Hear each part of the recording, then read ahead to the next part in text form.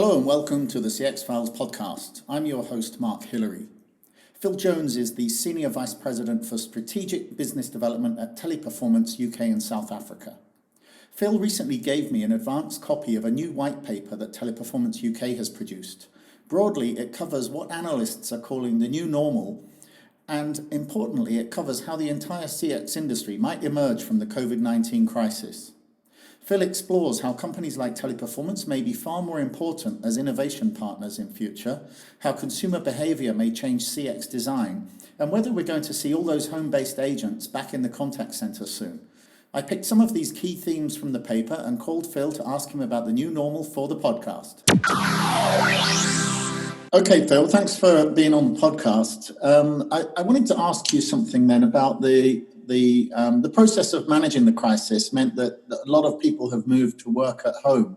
But, how is this going to play out in the future? Are we going to see more blended home working with office, or do you expect to see most people returning back to the office environment?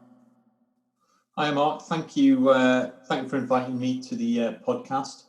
I guess, good question. I mean, from our side, I think we're going to see a lot more blended working from home and also from bricks and mortar. I think that definitely is the future.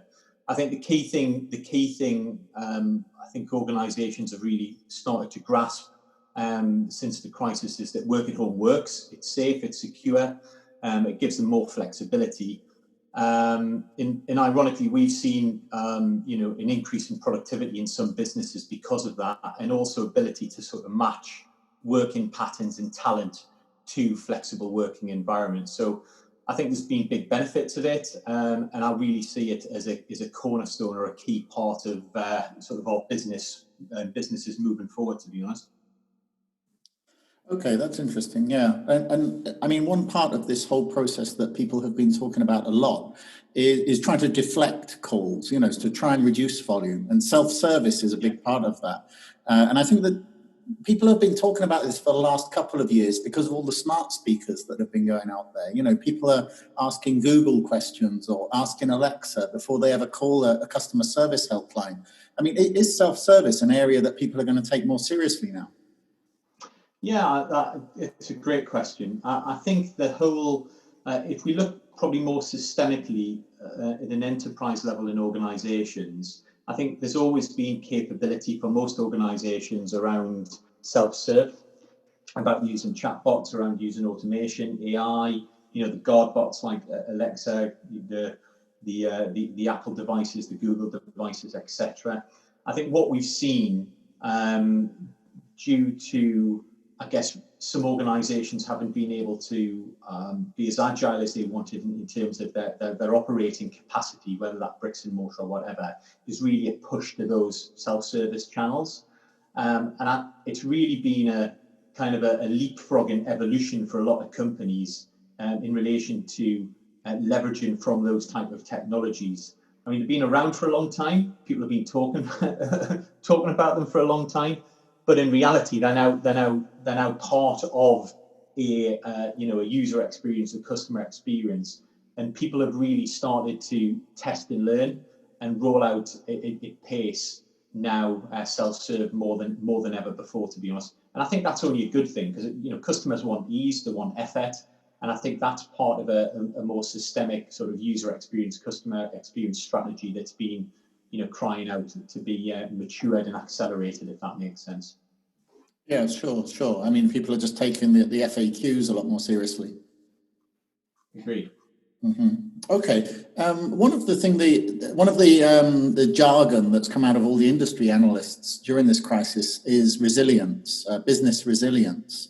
Yes. And everybody's talking about this. As we move out of the crisis, we've got to have resilience. But how does that differ from the business continuity planning that we knew before? Good question as well. So I think business resilience is, again, much broader than just business continuity. I think a BCP framework every company needs to have in order to remain online, connected to their customers, etc. But business resilience is really around how they orchestrate their business through agility, so through capacity. Work at home is a good example, in order to match supply with demand, and that could be around people, it could be around resilience of their infrastructure, so automation, self-serve, the channels they basically serve their customers with. So have they got a resilient infrastructure and resilient set of technologies and capabilities, if all else fails, to actually serve their customers in the right way and keep their business growing. You've got other elements as well, analytics. I like to talk a lot around predictive and preventative measures. So understanding the customer, preventing failure, and predicting customer behavior. And that's really important in these times, specifically because of treating customers fairly. We have to be cognizant that, there are people in hardship today because of COVID and everything that's basically happening. And it's really important we treat customers fairly, we predict their behaviours, and we put the right processes in place. And then you've got basically around your employee well-being as well, because you've got to keep physically and mentally healthy your employees, and that's a really core part of business resilience. So it's, when we talk around it, you've got cyber security as well, because again, people will try and exploit vulnerabilities in organizations. So business resilience is much more rounded term around the agility of an organization, how they can cope, adapt to certain situations, looking after your people, looking after your talent to ensure longevity of your business, and you're doing the right things for your customers and your shareholders, really, if that makes sense anyway. Yeah, absolutely. And that kind of links into customer experience as well. And, because I was thinking that if we do see a change in consumer behavior, then we might see a change in how consumers interact with brands. So do we need to take that into account when designing CX? I think we do, yeah. I mean, I've been a long time advocate for how we good user experience design principles. I think as most organizations take,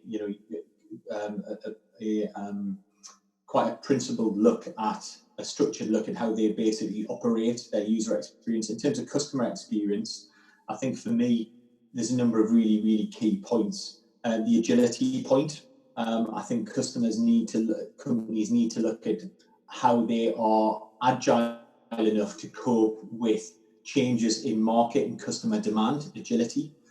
So I think that's one of the big key areas. I think how they respond emotionally to customers is really, really important. If you look at the utility sector today, a lot of people are changing their buying habits because of their emotional sentiment, their emotional affinity to a brand, and what that means to, say, the environment as an example. So I think the emotional element is really, really key. And then, always you need to look at how you design a customer experience based upon what outcome you want to deliver, what your brand stands for. That's super important. Reduced effort, we've talked about this for a very, very long time.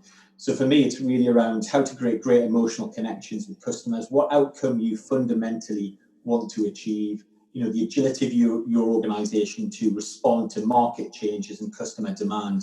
And I think they're really the underlying principles I really look at, as well as predicting customer behavior as well. Yeah, that's interesting. And I mean, one of the things that happened, during this crisis, companies like Teleperformance, and your peers in the industry, you all kind of went out of the way to make sure that your clients didn't lose the ability to serve customers. Do you think that we're going to see a sort of, as part of this process of resilience, a focus on collaboration and partnership with companies like yourselves? Yeah, absolutely. So for me, one of the things that's very close to my heart is collaboration, diversity. And when we talk around,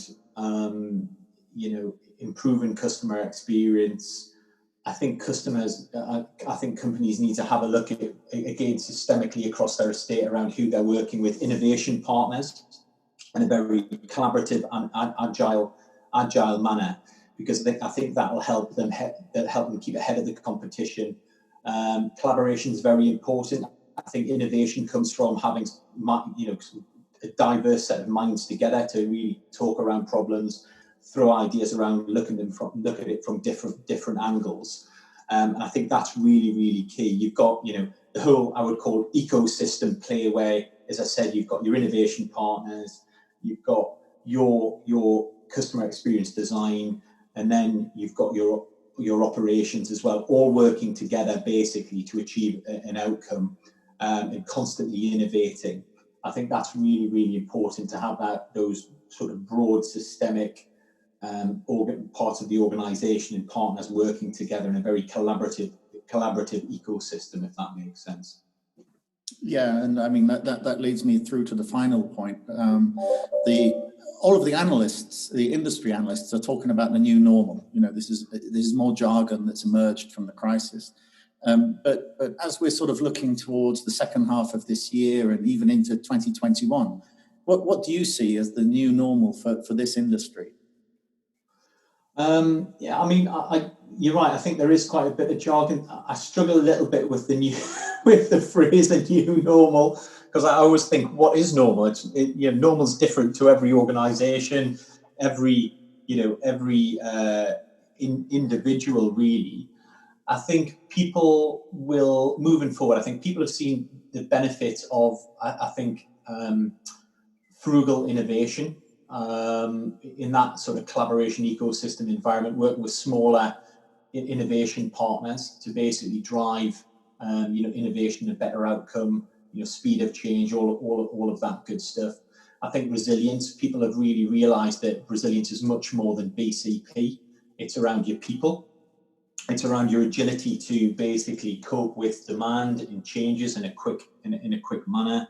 As I said, it's around looking at your employees. It's around being able to deploy your assets in the right way and scale those assets. It's around your security. It's around all of those items. So I think people will look at business resilience through a slightly different lens. I think that's really the other part.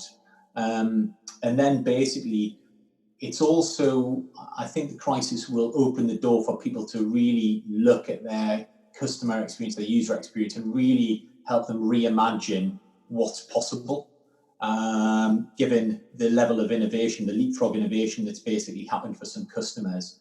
And they should harness that and keep the momentum up in terms of improvement. So yes, I think there's going to be change. I think we're going to see a lot more change. I think people are probably less frightened of change because of the process we've just been through. And that can only be good for the industry, to be honest.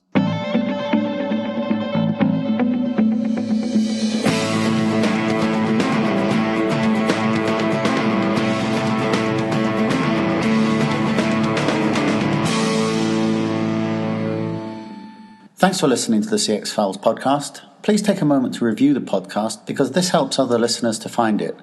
And if you have any suggestions, then get in touch with me on Twitter or LinkedIn. I'm @Mark Hillary with 2 L's, or just search Google for Mark Hillary.